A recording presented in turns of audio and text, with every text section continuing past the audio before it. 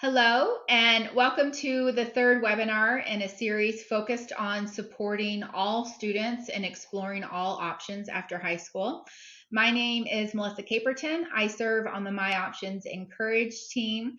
We are a proud ASCA Alliance partner and are delighted to have the opportunity through this series to lift up some amazing thought leaders and work that's happening across the country, including the work happening in New York that we will be discussing today, where they are putting work-based learning into action. I am joined today by Caitlin Preisner, who serves as school counselor at the Donald R. Klein Technical School, and Lakia Walker, who serves as work-based learning coordinator at Donald R. Klein Technical School. We will also get the chance to hear directly from a student, Sawyer Peak, who is enrolled in the heavy equipment repair and operations program. Today, as you can see on the slide, we're going to review a few things that we've covered in the two prior webinars to really help set the stage. First, we're going to review the characteristics of future careers that have been identified as areas that students want to explore as they are considering options after high school. We will review the career readiness indicators that can help identify a student's preparedness for career as identified by AASA's Redefining Ready initiative. And then we'll dive into a conversation with our colleagues in New York about how they're supporting students in becoming career ready through work-based learning opportunities.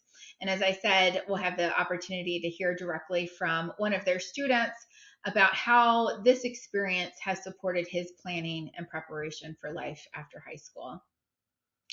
We can go to the next slide here. Before we hear from our colleagues and friends in New York, I did want to share just a bit of information about the free resources that we provide at My Options Encourage to support students in planning for life after high school. Our student app, Encourage, is available on the web or through a mobile app and provides students with personalized college matches, scholarship opportunities, career and major exploration, and a variety of resources, including advice blogs, timelines, checklists to really support them in their college and career planning and exploration.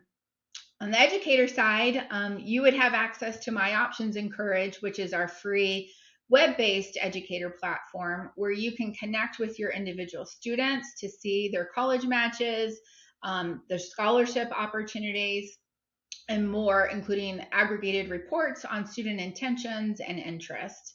If you're interested in learning more, I'll have my contact information on a closing slide, and know that I'm happy to connect with you and give you a tour of these resources to explore and see how they can support your local efforts. Going on to the next slide, in a review of some of the research and practices that we've discussed in the previous webinars of this three-part series, I want to again point us to some research that ACT has conducted that really showcases student voice and what they have identified as the characteristics of future careers that they want to know about as they're making decisions about life after high school. Understanding these characteristics through their career exploration can really help support students in making informed choices about the career that they want to pursue. And research has indicated that this is what they call good fit careers. And the research really supports that individuals who are making these good fit choices for career are more likely to report increased work commitment and satisfaction. They're more likely to display higher job performance, and they also indicate higher self-reported income. So I invite you to pause the webinar here to read through these and or certainly use the link on this slide to read more about the research. Our first webinar in this series really focused on strategies to incorporate career exploration into your counseling practice, including sort of the big three things, as Daniel called them, for students to consider as they are thinking about future careers: what they like, what they're good at, and what will earn them a family-sustaining wage. That webinar also really discussed how these strategies and shifts in mindsets of supporting all young people and considering the variety of options available to them can be built into your counseling program. So if you haven't yet watched webinar 1, I encourage you to do so. Likewise, in webinar 2, we had a discussion around persistent wealth gap challenges that exist for underserved, underrepresented populations due to underemployment, and how data on local labor markets and programmatic institutional outcomes can really be key to closing those gaps through informed decision making. So, again, please go check out both of those webinars if you haven't already. And then moving on to the next slide, a final recap here. In addition to being ASCA Alliance partners, we are also partners of AASA, the Superintendents Association, and supporters of their Redefining Ready initiative. That's a national campaign that identifies multiple metrics to help determine if a student is college ready, career ready, and life ready. So, for the purposes of today's conversation, we've included here their career readiness indicators outlined on this slide. Again, I invite you to pause, read through these, and or visit the website of the bottom on the bottom of the screen there if you want to learn more about Redefining Ready.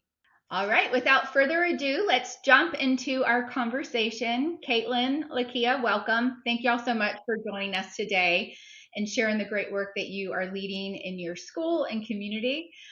Will each of you take just a moment to say hello, introduce yourselves and your role, and then we can jump into some questions. Okay. I'm Caitlin Preisner, and I am the school counselor for Questar 3 BOCES at the Donald R. Klein Technical School. And my name is Lakia Walker. I'm the work-based learning coordinator for Questar 3 at the Donald R. Klein Technical School. Awesome. Thank you all so much again for joining us today and sharing the insights into your experience and practices. Before we get into some specific program offerings and practices, can you all share, sort of like pull back the curtain, 30,000 foot view, how you as a school counselor and as a work-based learning coordinator are working together to inclusively serve students and preparing for life after high school? So I'll start. So kind of our roles, sometimes it overlaps, and just depending on what experience the student is having. One way that I can think of is when we have students that are participating in a work study. Caitlin, as a school counselor, is concerned about credits, and I'm concerned more so about the student's work experience. So together, when we have a student that is interested in work study and also in need of credits for high school, we come up with a plan and we work with the students directly together of making sure that the student makes the right amount of hourly requirements so that they can obtain the correct number of credits that they need for graduation. And there's also a number of entities involved in placing each student in an internship, and one of those pieces is the home district. So Kia and I will often talk about who's going where, and there needs to be communication with the home district also to make sure that the home district approves it. So with so much of what we do as a BOCES, we are communicating directly with the student, directly with the community, but we're also dealing directly with a number of districts and obviously all the parents. Excellent. Can you walk us through the CTE opportunities that are available for your students? We're going to be diving specifically into the heavy equipment repair and operations program here in just a minute, but if you could, again, sort of at a high level, walk us through what's available to your young folks. Sure. So we have, and we're going to get a new program. We've had others. There's been movement on it, but I'd say we have about 15 CTE programs through our building and through the Maryland Newton School, which is actually where our heavy equipment program is located.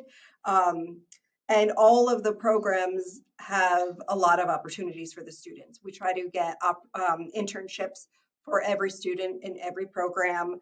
All of the programs pretty much have articulation agreements with colleges. But also in order for them to be able to attend our program, that means they're coming to our programs for half the day. So they're missing half their day at their homeschool, which means they also have to be getting credits for graduation. So all of our programs include integrated credits that go towards their high school graduation requirements, because there's no way they'd be able to spend 2.5 hours outside of their building in one of these programs if they're not also getting the graduation credits that they need. Excellent. Excellent. So, over the course of this webinar series, we've talked about career characteristics that students are interested in learning about as they're exploring their options.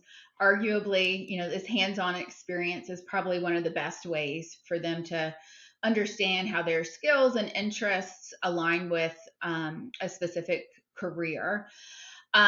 As you, however, think about identifying these opportunities for individual students, I'm curious, what characteristics are you looking for in a student to support their success, specifically in the heavy equipment repair and operations program? Or if it makes more sense to talk about it broader, that's fine too. So logistically, we as a BOCES do have an intake process. We actually just wrapped that up for the next school year. And I know every BOCES is different. For us, we do have a pretty comprehensive, intensive intake process. So any student that's interested in applying to any of our programs first has to contact their homeschool counselor, and they wind up sending us the application for every student. So we're looking at their transcript, their report card, their attendance, their discipline, and we also have kind of a short interest questionnaire. So we're reviewing all of that, and what we're looking for the most, honestly, is the passion for the topic, because we might not have students that are in all AP classes or the top 2% of their class, but that's not really what we're looking for. What we're looking for is the people that are really engaged and interested in the field, because those are the students that thrive, and those are the students that go on to wind up having really successful careers in the industry because they have a passion for it. Obviously, our programs are also extremely hands-on. So we have a lot of students who maybe in high school they're not thriving. They're passing, but it might not be their favorite place to be. But when they get to come to our programs and they get to be hands-on and they get to be active, and they're still book learning. Every program has book learning and seat time and class time, but they know then they get to go out and they get to go jump on those machines, or they get to go and weld, or it's an incentive that they've never probably had before in their academic career. So really, we need them to be on track for graduation, of course, because hands down, the most important thing is that they graduate high school. But what we have found is the most successful student is the one who is the most interested in the program. And if I could just chime in on that, and just totally be in agreement with the passion and the interest, because sometimes students feel that they have to have the skill before they can come to one of our programs, but we emphasize that you're coming so that we can teach you the skill. So if they have the passion, if they have the interest, and they're willing to learn, then we hone in on that, because we can teach them the hands-on piece, that you don't have to already know how to weld before you come to our welding program. That's why you're coming, and that's what we plan on teaching you. That's great. How are students demonstrating that interest? Is it through conversations with you, or as part of the application process, like an essay or something, where they talk about their interests? So there is the essay, and really we don't get to have conversations with them. At least Kia and I don't, on our level. We really don't get to have conversations with them until they're in the program. But part of the intake process is also a lot of communication between myself, my principal, and the home districts and the home district counselors. And so there'll be certain times when, really all we're getting is a whole lot of paperwork on the student, but that only tells so much of a story. And sometimes it doesn't tell a great story when it's on paper. So we'll have the counselors or the principals call and advocate for students and kind of explain why maybe this year was a harder year, or that they've been talking about this program since 9th grade or even earlier. So that's, there can be some some conversations with the home district to really prove like, okay, this is something that they've loved that we wouldn't know because we haven't met them yet. But in addition to that, we have an open house. So we send flyers to every single 10th grade student in all of our districts. So to get them in the building, because some people don't really understand what we do until they get in the building and see the classroom and meet the teacher. And the teachers, that's when they try to engage those students and get an idea, and they kind of take notes of this student was awesome and interested, and like Kia said, maybe doesn't have the background but has that passion. And then we also have visitation day where they sign up to come to our our building for half a day, and they actually get to try out 2 programs, and each program has a hands-on activity for every student that kind of represents what they do in that class. And that's another way that really helps, I think, the students know if this is something they're actually interested in, because it's a commitment for them. Almost all of our programs are 2-year programs. And that means they're leaving their home district. And most people have never left their home district for half the day before. Like, that's a commitment. So it's good to get them in, and they get to talk to the teachers, and the teachers get to talk to them and get a good idea of what they're looking for and if this would be the right program for them. Are there any prerequisites that a student must have in order to be even eligible to be considered for the program? And what are those, if so? So we do have suggestions for certain programs, but really the only prerequisites we have is you need to be on track for graduation. And again, we'll probably say this a number of times, but the interest, like, that's what we're looking for, is the interest in the program.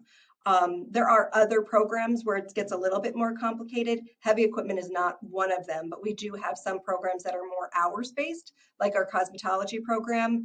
It's a New York State certification program. So it's a New York State requirement that they have 1,000 hours. That means they have to have good attendance. So we are looking at attendance, but attendance is more important for certain programs, not necessarily all of the programs. Right.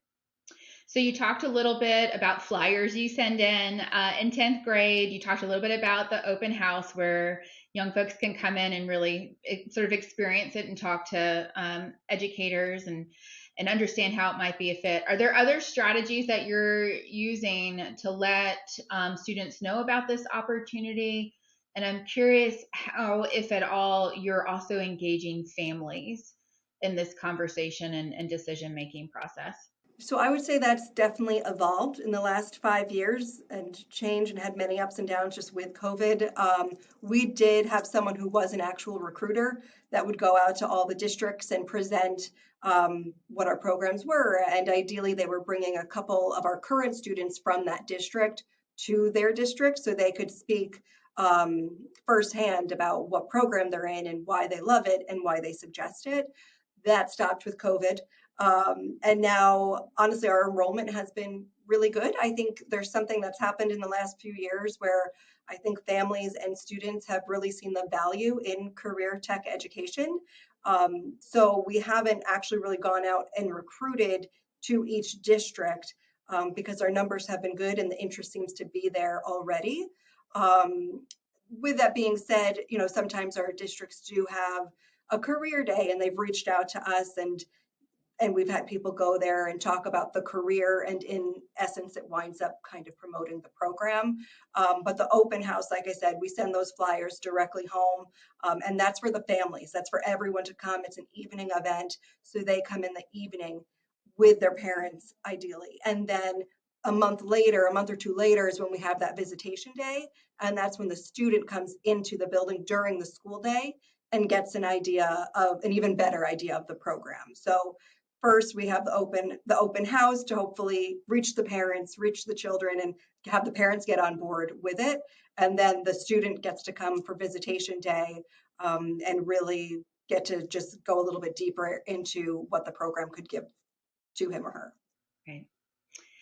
So let's kind of move over to the student experience once they're in the program, and specifically the heavy equipment program. You touched on this a bit, but could you walk us through sort of what the course load for this program looks like? And specifically for the heavy equipment, are there any certifications available to students after they complete it?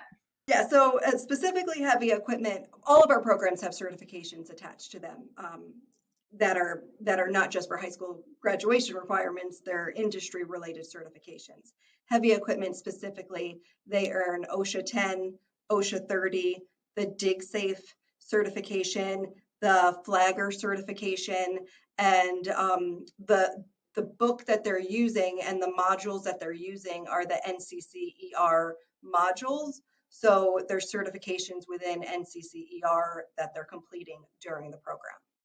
So, how are you engaging local industry in student experience? And are y'all playing a role in managing those relationships and opportunities for young folks? So every year we have what we call a consultant committee breakfast, where we invite the employers that are either mentors, they hosted internships, they are involved in some of our testing as being proctors for our testing. We invite them to our building and we give them breakfast as a thank you. But we also hear from them of the industry trends or what they're looking for in the student, and they help us create and build our curriculum. So we're connected that way. And then we are in constant communication with not only our consultant committee members, but just even when students they know someone in the field that they're working with and they bring us the business, and I reach out to them and make a contact, and we place students after site visits and all the paperwork goes through. We place them on internships, and then we build connections that way. We also have a program called our Youth Apprenticeship Program, which is our third year, which engages our juniors. So students in the Youth Apprenticeship Program in their junior year, they do 2 job shadowings.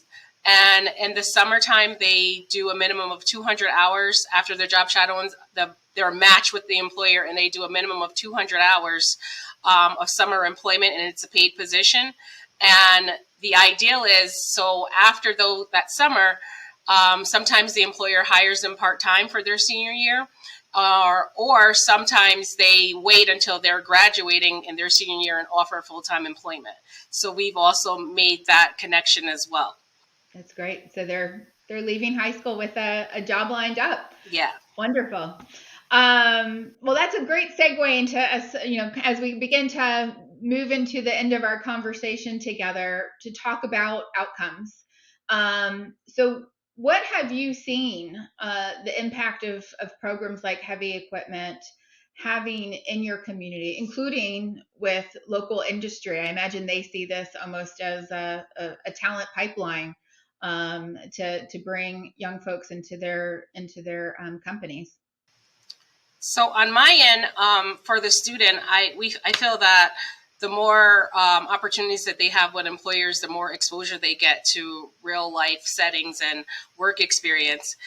They gain more knowledge and more understanding, and it also builds their work ethic, which I think is something important to the employers. When we have these consultant committees, they want students that are willing to work and that are committed, that are going to be responsible to show up. And we are creating that work ethic and that relationship with our employers.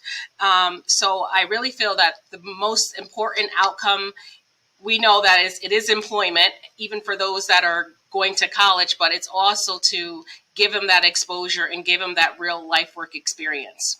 We've talked a little bit about young folks coming out with certifications and the opportunity to go directly into workforce. I know, not to be a spoiler here, but that Sawyer has chosen a different pathway when he graduates, pursuing a degree. So how are you together individually supporting, counseling, participating students on that wide range of options that are available to them after the program, after high school, whether it is going directly into the workforce, earning additional non-degree credentials, or pursuing a 2-year or 4-year degree? What does that counseling look like? So there really isn't a ton necessarily of direct counseling with the students about that, because again, we're almost kind of working as a team from day one for the whole 2 years to expose them to different opportunities. But they're still their home district students, so they're working with those counselors at their home school typically for college. So that, the counselors might call me or they might reach out to the teachers of the programs to get an idea if they have suggestions. But our teachers do fill out an employability profile for every single student twice a year. And that's something that goes to the district and the districts can have review. And it gives them an idea of like where their student is as far as employability skills. And that's not only hard skills, like Kia said, we cover soft skills because there's so many industry people are coming to us and saying, really, like, we don't care if they know what to do, but we want them to show up on time and not have their phone out. And so that's just as important for us to teach them those skills as the actual hard skills of operating the equipment. But it's a lot of working and communication with the home district.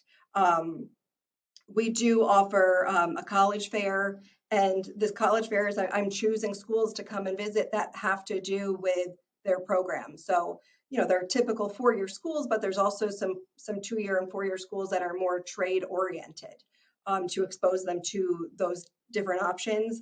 Um, every student in their senior year also develops a portfolio, and the portfolio is from the whole 2 years of every certification they've earned, every award that they've earned, pictures of them actually operating the equipment. And it's a really impressive portfolio that every single student has when they walk out these doors. And that's just another opportunity that they can use for their college applications or for if they decide to go right into the workforce. So many things that the employers are looking for, they've already completed with us and they have it right in this portfolio to show them. Wonderful. Anything to add to that, Lakia?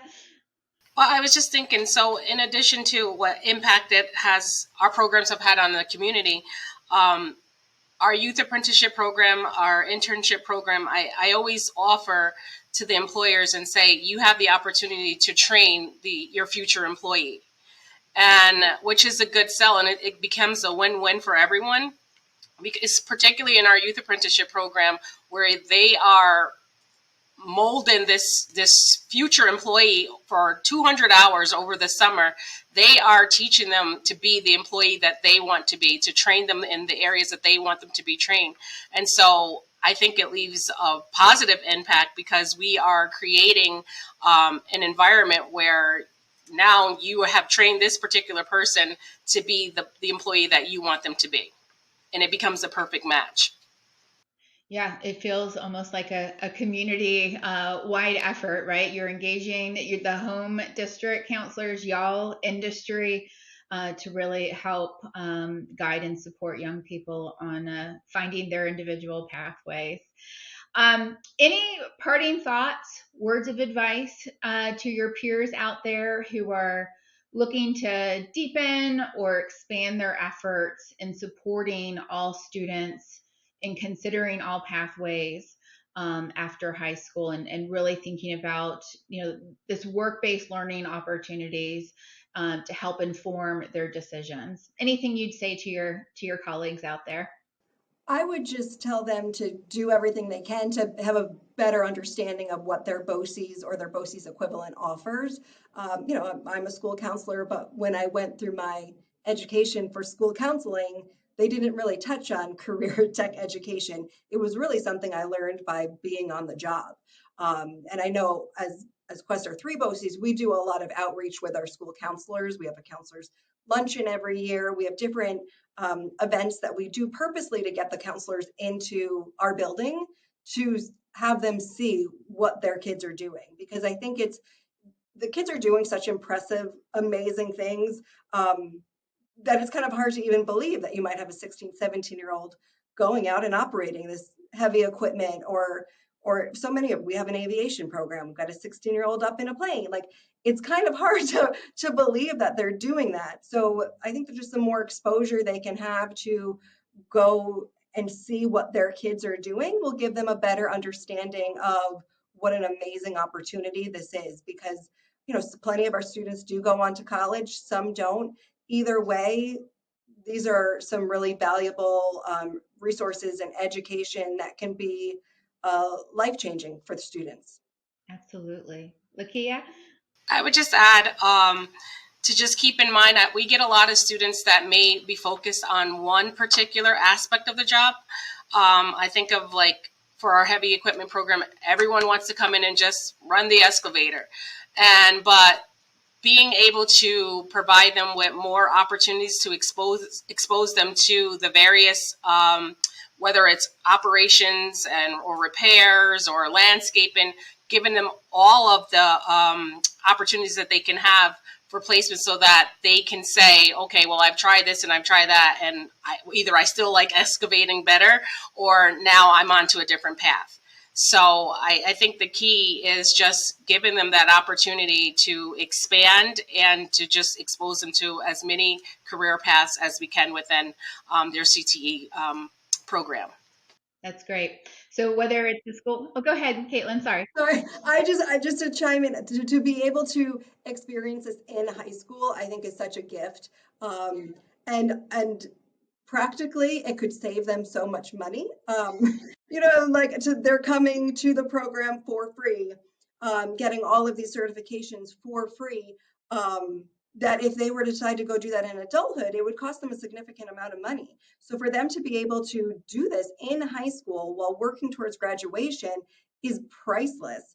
And what I always say to the students is, it's just as valuable, in my opinion, for them to come here and realize, I don't want to do this. Like, I don't like this at all, because they're figuring that out without wasting any of their own personal money, or, they're still getting the time and the education they need to graduate. But now they can leave high school and be like, well, I know that's not what I want to do.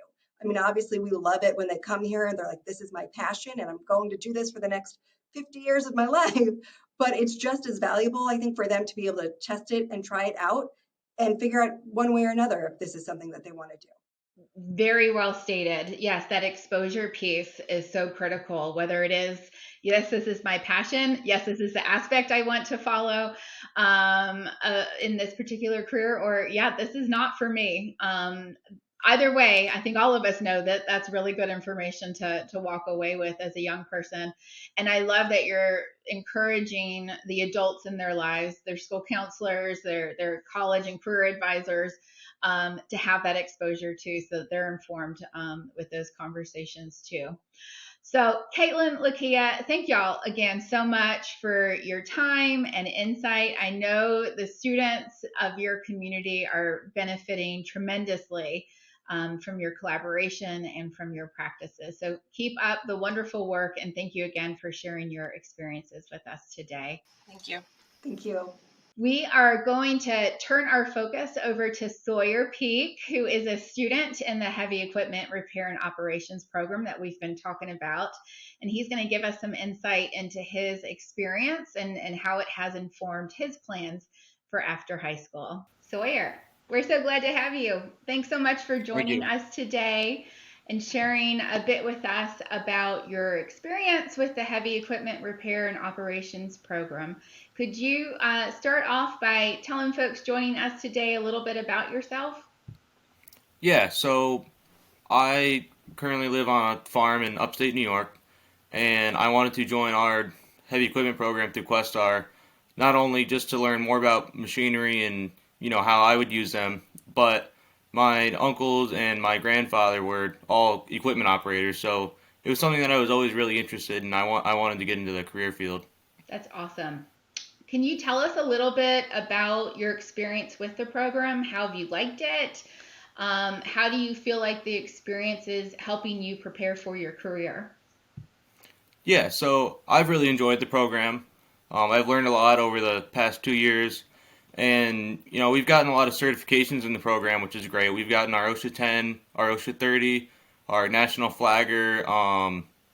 We've gotten our Dig Safe certification. So there's all kinds of great opportunities for that kind of stuff as well.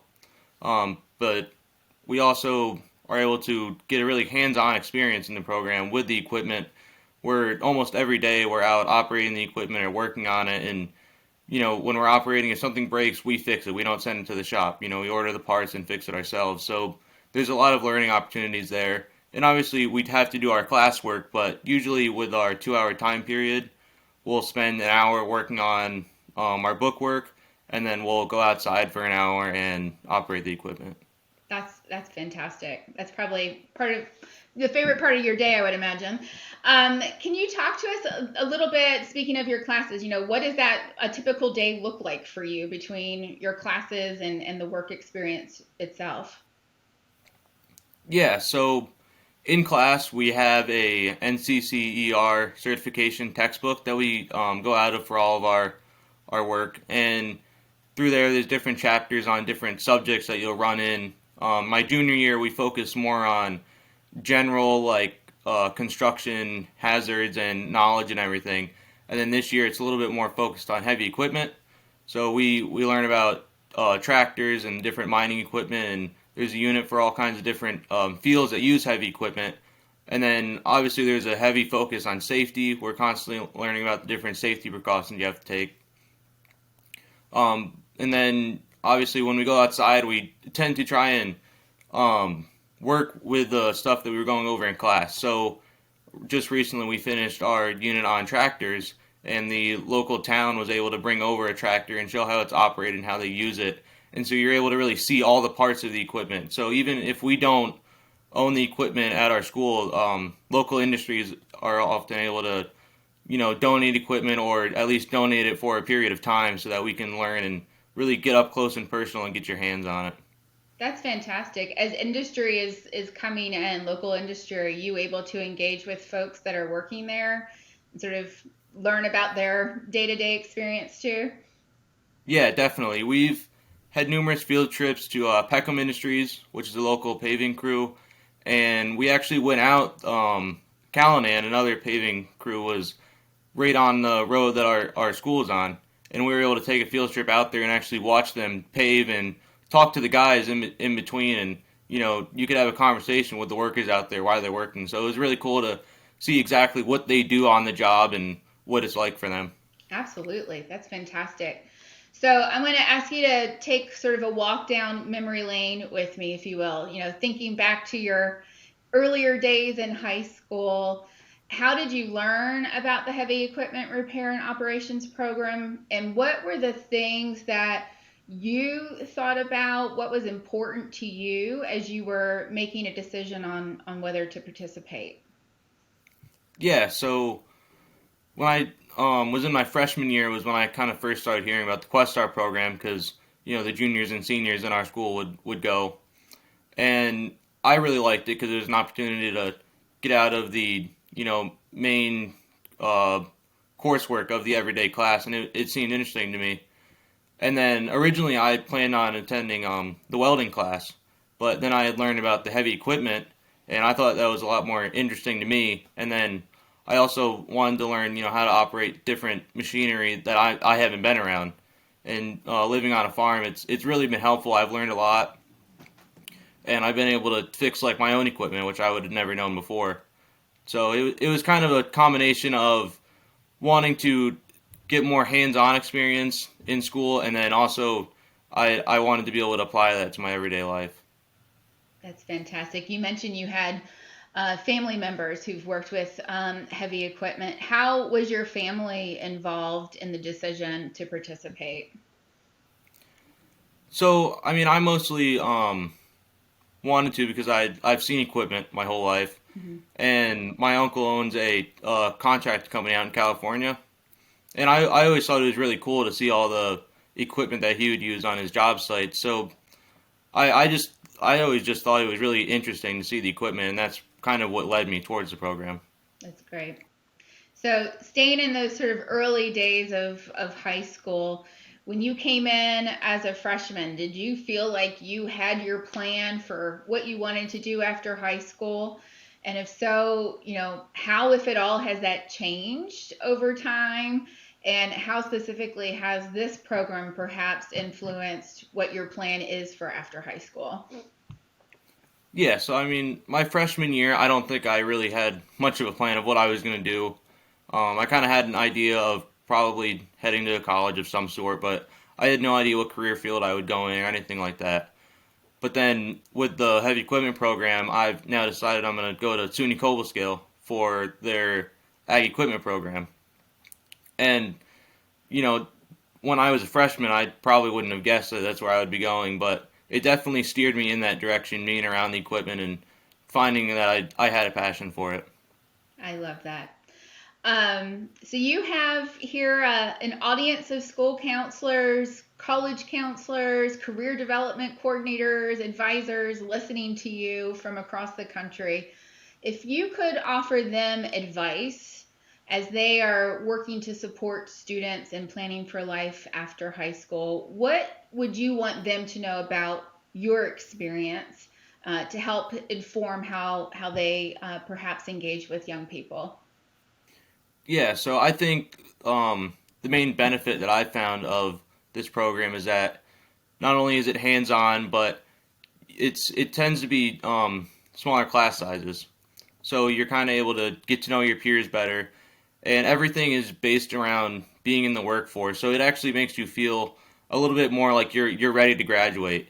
I talked to some of my peers that might not have gone to the program, and they plan on going to college, but the kids in my class that plan on going to work are, plan on they're ready. As where other kids are, not really ready to graduate high school, and they don't really know what to expect outside of that school atmosphere. So that's why they went to college.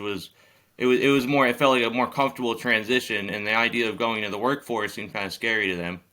And so I think the program really just makes you ready that if college isn't something that you want to do, then it's definitely a program I would encourage you to join.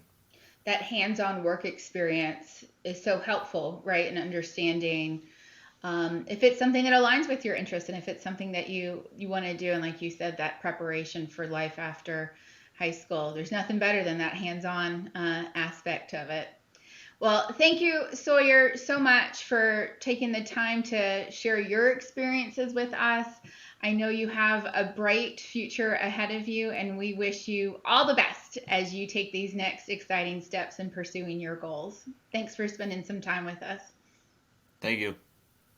Well, I'd like to thank Caitlin and Lakia and Sawyer again for taking time to join us today and sharing the amazing opportunities and experiences available to young people in their community. We hope this has given you some insight into how one district in particular is putting all students, all options into practice. A reminder that our free Encourage app is available to your students on their phones and on the web.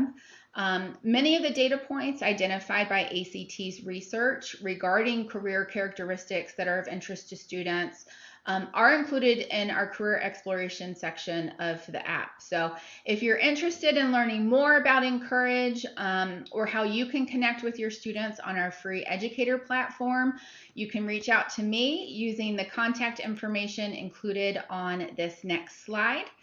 And of course, if you have any questions about anything Caitlin and Lakia shared today, their emails are included here for outreach as well. And this last slide concludes the My Options Encourage Spring Learning Series that we've done in partnership with our colleagues at ASCA. A reminder that this is the third of 3 webinars that we've provided this spring. All of them are detailed here and are available for free. You can connect to any of them through our website listed here on the slide. Thank you again for joining us today. Thank you for all that you do to support, advocate, and cheer on the students in your lives. We are so grateful to call y'all partners in this important work of supporting young people and planning for a successful future. Thank you, and we'll see you soon.